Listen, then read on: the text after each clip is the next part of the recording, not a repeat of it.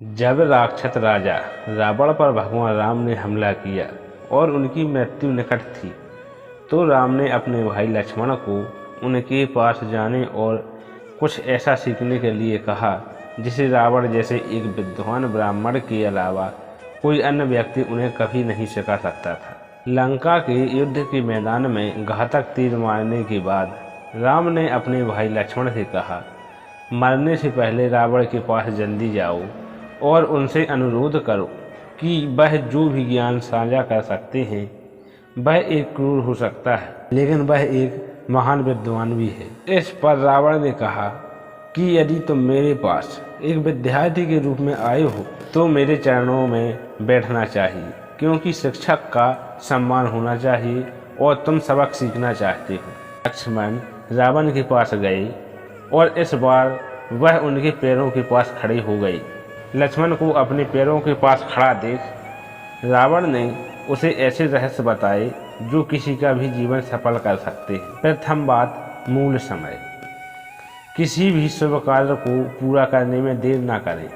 वही दूसरी ओर अशुभ कार्य को यथासंभव टालते रहें। उन्होंने शुभम शीघ्रम शुभास्त श्री राम कहकर इस शिक्षा का समर्थन किया। उन्होंने लक्ष्मण से कहा कि वह राम को पहचान नहीं पाए और इसलिए मोक्ष प्राप्त करने की उनकी संभावनाओं में देरी हुई।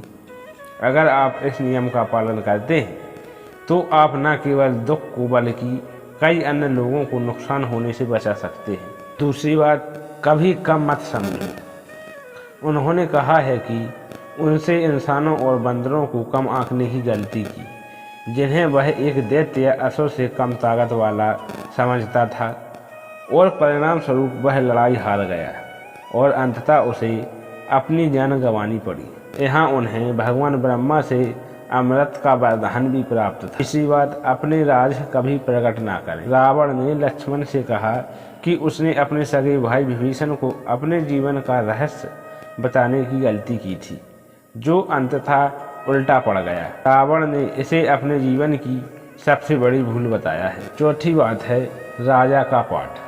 रावण ने लक्ष्मण को राजनीति और रणनीति के बारे में बताया।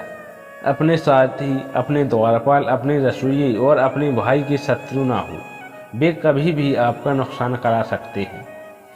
यह मत सोचो कि तुम हमेशा विजेता हो, भले ही तुम हर समय जीत रहे हो। हमेशा उस मंत्री पर भरोसा करें जो आपकी आलोचना करता हो। कभी भी अपने शत्रु को छोटा या शक्तिहीन ना समझें, जैसा मैंने हनुमान के बारे में सोचा था। यह कभी ना सोचें कि आप सितारों को मात दे सकते हैं।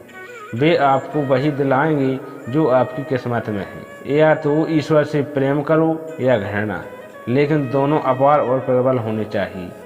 वैभव प्राप्त करने की इच्छुक राजा को लोभ का सिर उठाते ही उसे दबा देना चाहिए।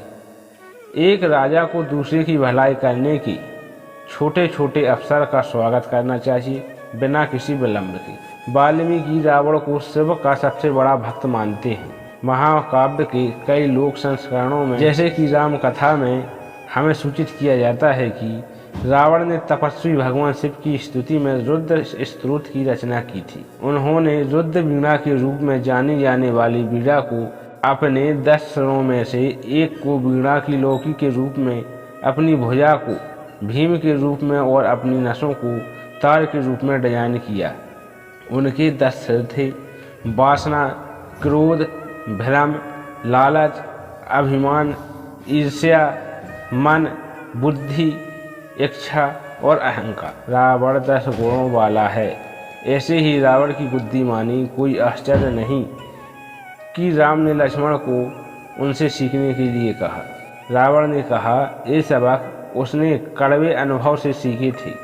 लोभ इंद्रियों के प्रति आसानी और उनकी पूर्ति से उत्पन्न होता है। उन्हें उनके उचित स्थान पर रखो। वे ज्ञान के लिए खिड़कियां हैं।